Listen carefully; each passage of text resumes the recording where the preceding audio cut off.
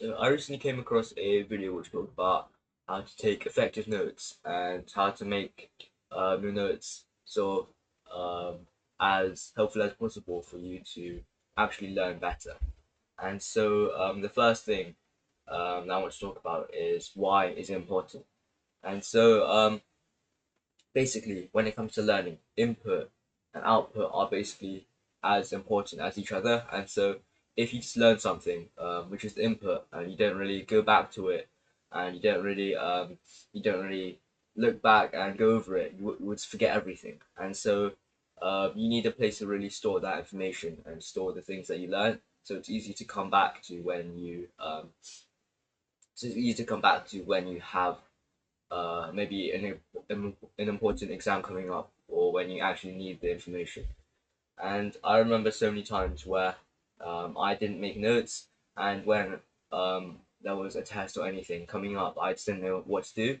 Like, yeah, for example, in chemistry, I think I had one. I think there was one that I did quite badly on last term, where basically after in class when we were learning the materials, I didn't really bother to take notes, and whereas everyone else did really well, I didn't really. I got one of the worst in my class because I wasn't really looking back on information that we had really learned.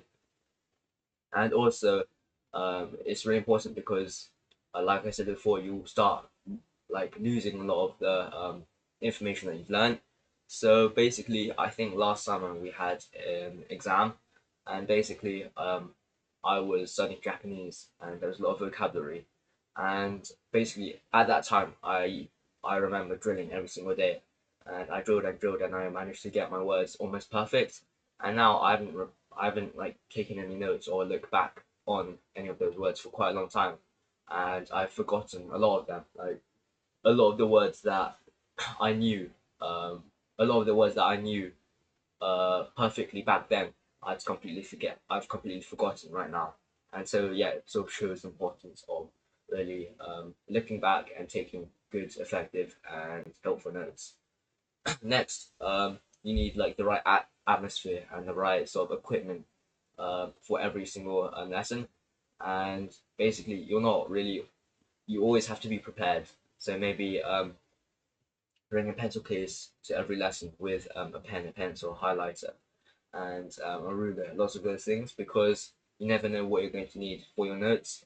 And basically, I remember there was a maths class, and basically, I forgot to bring. It was basically on geometry, and I forgot to bring my calculator, and so I was basically stuck in the lesson doing like nothing, just sitting there, and it was actually a really important lesson as well, and so I wasn't really able to learn much or take much notes during that lesson, and I had to end up going back and spending a lot more time going over the materials in the lesson rather than just listening in the lesson and having the ability to take notes then.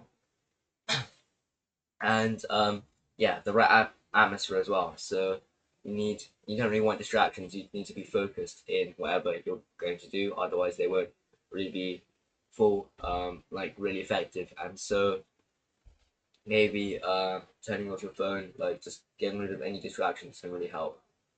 And so what should your notes even look like? And so basically, they need to be clear and easy for you to understand. And there's a lot of different ways you can experiment with, but yeah, whatever works best for you. And I think a good way to take notes are basically short, precise, like making every word matter. Because if you just take notes and you basically just write down paragraphs, sentences, you're not going to find like where the important pieces of information are. And so whenever you're taking notes, you have to take only the most important details that you really need and the key bits of information. Otherwise, yeah, if you just take down a lot of things, you're not really going to be able to find any of the key bits of information. And yeah, finally, some guidelines, general guidelines for your notes. And so there's a lot of different methods, like I said before. So I'll suggest a few.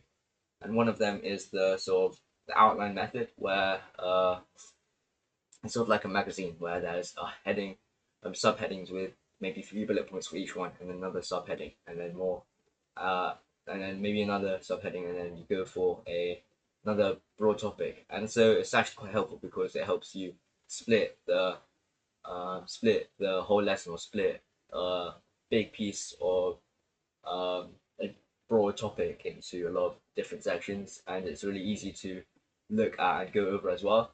And so I find that quite interesting, and I do it quite a lot. Another one is to sort of split your split it into two, and basically have one side be of your notes that you take during a lecture, during anything, and then the other side what you can look back on and we can link that information to, and it sort of helps you remember things because so connecting it to other pieces of information and basically saying what you think about what you just learned can really help imprint it into your brain. And then finally, mind mapping is also really helpful. It's sort of a bit like the outline method where you use headings and subheadings, but it's basically more of a visual way to see it, and it's just quite helpful as well, which I use quite a lot, especially for maybe class presentations or things like that, which I also use it quite a lot in. And so, yeah, those methods are all very good, and I also use them quite a lot. And so, yeah, I hope you learned something from these videos, um, and especially from this video. And um, the things you take from this are that, like, sort of notes are so important, and if you don't take them, you're going to forget a lot of the things that you've learned before. And also, to make your notes short and precise, and no matter what method you use, just try and make it so that it fits and it's good for your learning and whatever you want to do. So thanks for listening.